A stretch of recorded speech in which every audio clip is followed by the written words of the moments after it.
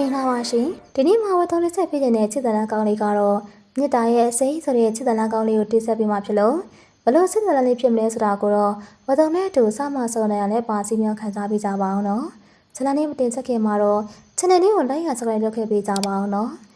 ်ဗီဒီယိုတစ်တင်နိုင်မို့လေဘေးနာလူဒီဘက်ခေါင်းလေးကိုနှိပ်ခဲ့ပြီးလို့လည်းမေ့ပါနဲ့ဦးနော်ကဲဒါဆိုတော့ဆရာလေးကိုခုပဲစတင်လိုက်ပါမယ်ကျမနာမည်မီဆန်အသက်20နှစ်ဒီဇလန်းကကျမရဲ့ကိုတိဘွားအကြောင်းမှာတစ်ချိန်ကပြရှင်ခဲ့တဲ့မိသားစုအမေရဲ့ဒုတိယအိမ်တော်တငယ်ချင်းတို့ထရမိမတယောက်ရဲ့တစ္ဆာပေါမှုပြီးတော့ကံကြမ္မာရဲ့ဆုံးဖြတ်အခုလည်းပြန်တေးပြီးတိုင်းကျမရဲ့ထဲမှာနာကျင်မှုတွေကြံခဲ့သေးရဲ့ကျမတို့မိသားစုကမန္တလေးတိုင်းမြင်းချန်နယ်ကျက်ကရွာတရားမှာနေထိုင်ပါတယ်အမေကိုဒေါခင်တန်းလို့ခေါ်ပါတယ်ကျမဖေရင်ကကျမငယ်လေးတုန်းကဆုံးမသွားခဲ့တယ်အဲ့နောက်အမေကပြန်လက်ထပ်ခဲ့တယ်ကျမရဲ့ပထမဖြစ်သူဦးမြင့်ကြိုင်ဟာရွာမှာချမ်းသာသောပုဂ္ဂိုလ်တွေကတယောက်ပါသူ့မှာဆန်းဆက်နှလုံးစီးဆက်တစ်လုံးပြီးတော့လေယာကျဲဝန်းနေအများကြီးပိုင်နေအမေနဲ့ပထမလက်ထပ်တုန်းကကျမအသက်10နှစ်ပါပထမကကျမကိုသမီးချင်းလိုပဲချစ်ခဲ့တယ်ကျမတို့3ယောက်ပျော်ပျော်ရွှင်နေထိုင်ခဲ့ကြတယ်အိမ်ကနှစ်ထပ်အုတ်တိုက်ကြီးကားဟိုတောင်မှာကားနဲ့စီးရှိရဲ့ပထမကရောက်ရပြလူကြီးရဲ့ကြားမှာယူသေးခံရတယ်ဖိုးရင်ကျောင်းမှာအမြဲလူတန်းသူအိမ်ကြီးတွေကဒေါခင်တန်းကကောင်းတယ်လို့ပြောကြတယ်ကျမတို့အိမ်မှာလို့သမားရဲ့လက်သမားတွေရှိရဲ့ပထမကလူတိုင်းကိုကျင်းလာတတ်တယ်သူရဲ့အောင်မြင်မှုကြောင့်မာနမထက်ရိုးရိုးသားနေတတ်တယ်အမေကလည်းအမှုကိစ္စရဲ့ကျွမ်းကျင်တယ်သူတို့နှစ်ယောက်တူတူစီးပွားရေးလုပ်ငန်းတွေကိုကြည့်ရှုတယ်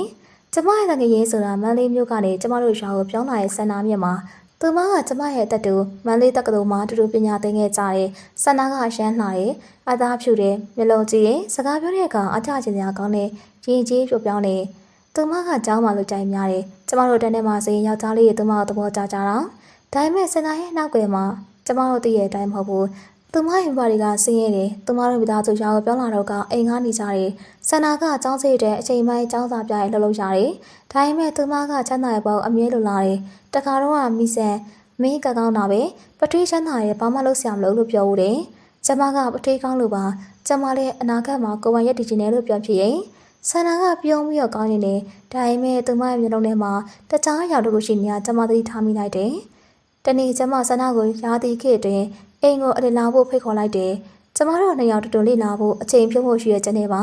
ဆန္ဒမျိုးကနေလာတော့အိမ်ကိုတွေ့ရတဲ့မျက်လုံးပြုတ်ကျသွားတယ်မိဆန်မင်းတို့ဟင်ကဟိုတယ်လိုပဲကောင်းတာပဲလို့ပြောတယ်ကျမပြောလိုက်တယ်ဟုတ်တယ်ပတိကအစီအပြောင်းစောက်ပေးထားတာဆန္ဒအိမ်ထဲဝင်လာရဲ့ကအေကန်တွေကဈေးကြီးတဲ့ပရီဝေါကာတွေရွှေချထားတဲ့ဗီဒီယိုတွေလေးဟေးပိစက်တီကိုစိုက်ကြည့်နေရင်ကျမသူ့ကိုခေါ်ပြီးပေါ်တဲ့အခါအေကန်ကိုပြခဲ့တယ်ညနေပိုင်းမှာအမေကရှေးဝိုင်းအောင်ဝစ်ပြီးတော့အောက်ထပ်ကိုဆင်းလာတယ်အမေကဆန္ဒကိုဖိုးဝါကြိုးသေးတယ်။သမီးရဲ့တငယ်ချင်းဆိုတော့အမေရဲ့သမီးလိုပဲချစ်တယ်။ဆန္ဒကရင်ကျေးစာရှင်ကိုတယ်ပြီးတော့အိရှိဥယျာဉ်တွေကိုလမ်းလျှောက်ထတော့ပထင်းကကောင်းကောင်တွေကနေထွက်လာတယ်။ပထင်းအမြင့်ကျိုင်ကအသက်45နှစ်လောက်ရှိပြီးအရက်ရှိတယ်။အင်ကြီးဖြူနဲ့လုံကြီးကိုတက်တက်ရက်ဝတ်ထားတယ်။သူ့မျက်နှာမှာမုတ်စိမ်မွေးနေငယ်နဲ့အေးဆေးတဲ့အမွေရောင်ဆန္ဒကသူ့ကိုမျက်နှာနဲ့ခဏရက်သွားတယ်။ဦးလေးကြီးလားလို့ဆန္ဒကမေးတယ်။ကျမမေးဆက်ပြီးတယ်။ပထင်းပါဒါကျမတငယ်ချင်းဆန္ဒပထင်းကပြုံးပြီးကျိုးသမားရဲ့သမီးတယ်ဆန္ဒကရှင်းခုတ်ပြီးဦးလေးကရွာထဲမှာနာမည်ကြီးရဲလို့မိဆန်ပြောလို့သိရတယ်ဆန်ဆက်တီစစ်ဆက်တီပိုင်းနေဆိုတော့ကျမတို့ဘက်ကလူငယ်တွေအလောက်ကိုင်းတောင်းချင်ကြရဲလို့ပြောတယ်ပထင်းကရှယ်တယ်ဟုတ်ကဲ့အလုပ်လုပ်ရှင်တဲ့သူတိုင်းကိုနေရာပေးတယ်သမီးနဲ့လှုပ်လို့ချင်းပြောလို့ရတယ်လို့ပြောလိုက်တယ်ဆန္ဒပြောလိုက်တယ်အဲ့ဒီပြုံးမုံလေးကကျမတဲ့ပုံမှန်တိုင်းပါပဲရိုင်းမဲ့နောက်ပိုင်းမှာသိနိုင်ရတယ်အဲ့ဒီပြုံးမုံလေးကဇလန်းတစ်ခုရဲ့အစာပဲဆန္ဒကြီးကို2ပတ်လောက်အလင်းလာတယ်အစာပိုင်းမှာအားလုံးပုံမှန်ပါပဲမနေ့တိုင်းကျမတို့တန်ရာရီတွေတူရေးတယ်ညနေတွေဥယျာဉ်နဲ့ထိုင်ပြီးစကားပြောကြတယ်ဒါပေမဲ့3ရက်လောက်ကြာတဲ့အခါမှာဆန္ဒရဲ့ပြုံးမှုတွေပြောင်းလာတယ်သူမမနေ့စောအိဟာတွေကထားပြီးအိတ်ရှိရန်နာမှာကော်ဖီတောက်တက်လာတယ်အဲဒီအချိန်ကပထွေးလက်ကွင်းထဲကိုသွားဖို့အစဉ်ရဲ့ချိန်နဲ့တိုက်ဆိုင်တယ်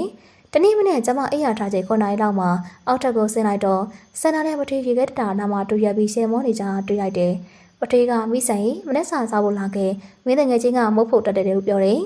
ကျမအောင်းသွားတယ်ဆန္ဒမုတ်ဖို့တက်လို့လားငါမသိဘူးကွာဆန္ဒပြုံးပြီးအမေစီကတင်ထားတာမင်းတို့တဲ့လှုပ်ပေးခြင်းတို့လေကျမစဉ်းစားမိတယ်သူမကဒီလိုမျိုးကျမတို့အိမ်ကိုအရှင်းကလာဦးတာမဟုတ်ဘူးဒါပေမဲ့မုတ်ဖို့တက်တယ်ဆိုတာဘယ်တော့မှပြောဘူးနောက်ရက်ဒီမှာဆန္ဒကပထင်းနဲ့ပုံနီးကတ်နာတယ်ပထင်းရဲ့လှုပ်ကြောင်းမိတယ်စံဆက်တီဘလို့လှုပ်လို့လဲသိချင်တယ်လျှာစီမခက်ခဲမှုကြောင့်နေမိတယ်ပထင်းကလည်းသဘောကောင်းတဲ့သူမအကုန်ရှင်းပြတယ်အမေကသတိထားမိပုံမရှာဘူးဒါမှမဟုတ်သတိထားမိပေမဲ့ဆန္ဒကိုဧည့်သည်တယောက်နေပဲမြင်နေဒါပေမဲ့ကျမကတော့စာပြီးတန်းဝင်လာတယ်တညက်နေကျမတရားရီဖို့ပေါ်တက်ကိုတက်သွားတယ်ခဏကြာဖုန်းငိုင်ပေါ်အောက်ထပ်ကိုပြန်ဆင်းလာတဲ့အခါ အေကန်လေးကရေတနေကြားရတယ်တကားအကြောင်းကနေကြည့်လိုက်တော့ဆန္ဒနဲ့ပထီးဆိုအောင်မှတူထိုင်နေရဲ့ဆန္ဒကပထီးရဲ့နှမောင်းထီပြီးရှင်းနေရဲ့ပထီးကသမီးကညာကောင်းလိုက်တာစီဝါရဲ့ကြောင်ဒီလောက်နားလေတဲ့မိကလေးမလေးမတည်ဘူးလို့ပြောတယ်ဆန္ဒကဦးလေးတင်ပြီးလို့ပါတယ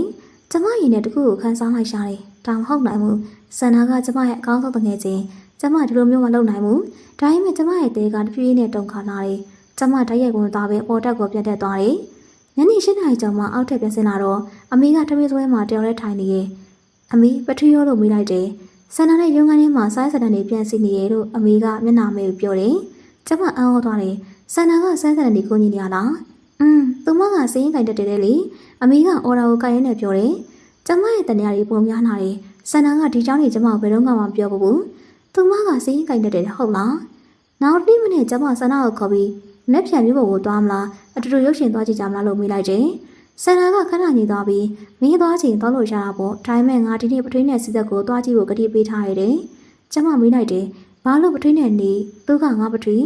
ဆန္ဒကကျမကိုစိုက်ကြည့်ပြီးမင်းရဲ့ပထွေးဆိုတော့ငါနဲ့လည်းရင်းနှီးတာပေါ့ကွာလို့ပြောတယ်အတမနေငယ်တင်းမှမှုရှိရဲ့ကျမနောက်ဆိုဘူးငါတတိပေးခြင်းနဲ့ဆန္ဒပထွေးကအိမ်တော်ရှိပြီးတော့အမေရှိတယ်ဆန္ဒရေမောလိုက်တယ်ငါသိတာပေါ့ကွာမင်းတို့ဟိန်ကလူကြီးတွေနဲ့ငါရင်းနှီးရုံပဲစိတ်မပူနဲ့ဒါပေမဲ့ကျမစိတ်မပူပဲမနေနိုင်ခဲ့ဘူးရဲတဲ့ဘက်တွေကုန်းဆုံးသွားတယ်ဆန္ဒရဲ့လက်ဘက်ကနှစ်ဘက်ကနေတလားဖြစ်လာတယ်ကျမအိမ်ပြန်မပြောတော့ဘူးကျမမရဲ့ကအမေစီကိုဖုန်းဆက်ပြီးနောက်ထပ်ရှယ်နေငယ်နေမိတယ်အမေကလည်းဆန္ဒကိုအိမ်မှာထားခွင့်ပြုတယ်သမီးရဲ့တငယ်ချင်းဆိုတော့ဘာမှပြောပါဘူးတဲ့ဒါပေမဲ့အမေမျက်နှာမှာစာပြီးဆွေးနေတဲ့ရေအောင်လေးပေါ်လာတယ်အထူးသဖြင့်ပထွေးကဆန္ဒနဲ့တူအချိန်ပိုကုန်လာခဲ့တယ်တညနေကျမအိမ်နောက်ဖေးကပန်းရည်ထဲမှာထိုင်ပြီးစားအုပ်ဖတ်နေခဲ့ထမင်းစားချိန်ကျတော့အေကန်နဲ့ဝင်လာတယ်အေကန်လေးကကြောင်နဲ့တန်လေးကြားလိုက်ရတယ်အမေနဲ့ပထွေးရဖြစ်နေကြတယ်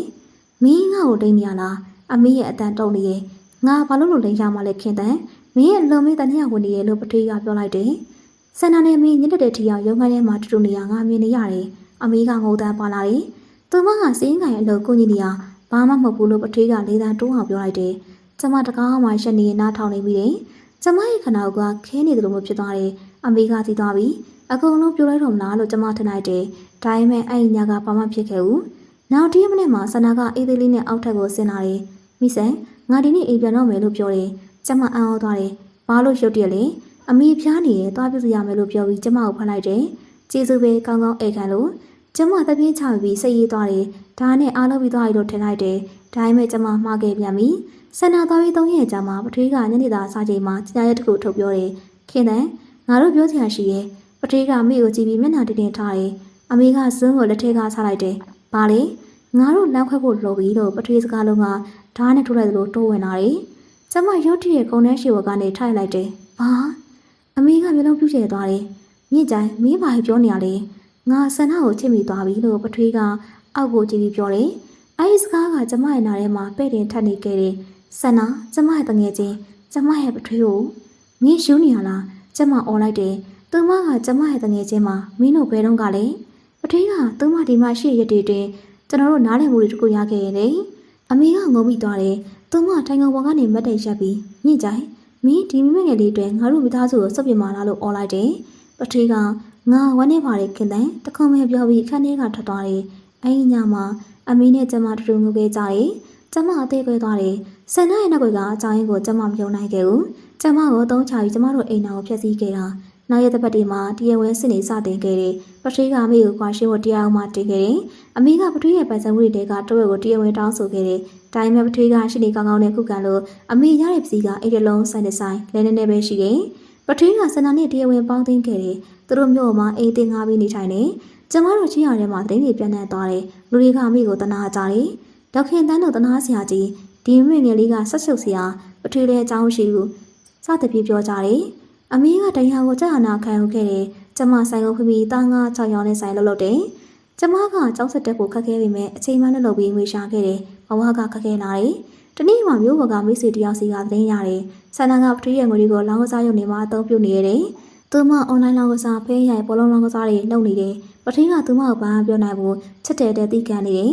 3မိနစ်ကြာတော့ဆန္ဒကပထွေးရဲ့ပိုက်ဆံမှုအကုန်လုံးဒီပါဖျက်ဆီးပြလိုက်ပြီးတန်သက်တီရောင်းလိုက်ရှာတယ်စီဆက်တီပေးလိုက်ရှာတယ်နေရာအများစုကိုကြည့်ရင်လည်းလှည့်ပြောင်းလိုက်ရှာတယ်ပထွေးကလူချမ်းသာကြီးကနေလူလက်လက်စားဖြစ်သွားတယ်ဒီချိန်မှာဆန္ဒကပထွေးကိုဆွန့်ပစ်လိုက်တယ်သူ သူမနောက်ထပ်ချမ်းသာယောက်ျားတဲ့ထွက်ပြေးသွားတယ်ပထီးကတယောက်တည်းကြံရစ်ခဲ့တယ်သူဟာရှက်နာပြီးရွာကိုပြန်လာတယ်အမေစီကိုကြီးတောင်းနေအမေကပထီးကိုခေါ်နိုင်ခဲ့တယ်သူတို့နှစ်ယောက်ပြန်ပေါင်းလို့သားပြီးမြဲအနာဂတ်ကပြောင်းလဲနိုင်ခဲ့ဘူးဆန္ဒကနောက်ဆုံးလမ်းပြေးရောက်သွားတယ်သူမရဲ့နောင်စားကြီးတွေကလိုက်ရှာလို့သူမထွက်ပြေးနေရတယ်တနေ့ရက်တက်ခွေကသူမကိုအကျွေးရှင်နဲ့တိုင်ကြားချက်နဲ့ဖမ်းဆီးသွားတယ်ကျမအဲ့ဒီသတင်းကြားတော့ကဝမ်းနဲ့သူ့စိတ်ထဲမှာတရားမျှတမှုတွေရသွားလို့ခံစားမိတယ်ဆန္ဒကကျမရဲ့အသက်တာကိုဖျက်ဆီးခဲ့တာဒါပေမဲ့သူမရဲ့ဆုံးသကသနာစရာကောင်းတယ်အခုတော့ကျမ22နှစ်ရှိပြီအမေနဲ့တူစံလေးဆက်လုပ်တယ်ပထီးကတော့ရွာထဲမှာတယောက်တည်းနေပြီးတရားဓမ္မထိုင်နေကျမတို့သူ့ကိုလာလေတယ်ဒါပေမဲ့အရှင်လုံးမဟုတ်တော့ဘူးကျမသင်္ကန်းစာယူခဲ့ရတယ်ရုံကြီးရတဲ့ငွေချင်းတာသစ္စာဖောက်နိုင်နေဆိုတာချမ်းသာမှုကရှားရေးပဲအဓိကစိတ်တက်တရားပဲပြီးတော့ကန်ဆိုးတာဖြစ်လာတဲ့တောင်ကိုကျတော့ပေါ်ကိုရဲ့ TV ရှေ့ဆက်သွားရမယ်ဒါကတော့ကျမရဲ့ဇလန်လေးပါကိုကျိုးရှာမြတ်တာရဲ့အစိသစ္စာဖောက်မှုရဲ့နောက်ဆက်တယ်ပြီးတော့ခွင့်လွှတ်ခြင်းရဲ့အဓိပ္ပာယ်ရွာလေးထဲမှာလင်းချင်းလေးတိုက်တိုင်းအမေရဲ့ဇန်လေးကခေါင်းလောင်းတဲ့မိရဲ့ကျမတိတ်ကိုပြန်ပြီးတော့အနာကုကိုပဲမျှော်ကြည့်တယ်ကဲချစ်တော်လေးဒီဇလန်လေးကဒီမှာပြီးထောင်းခဲ့ပါပြီနောက်ဒီမှာဘာလို့လို့ channel လေးကနေဘလို့ကောင်းမွန်တဲ့ဇလန်လေးကိုတင်ဆက်ပေးဦးလဲဆိုတာကိုတော့စောင့်မျှော်ပြကြပါအောင်နော်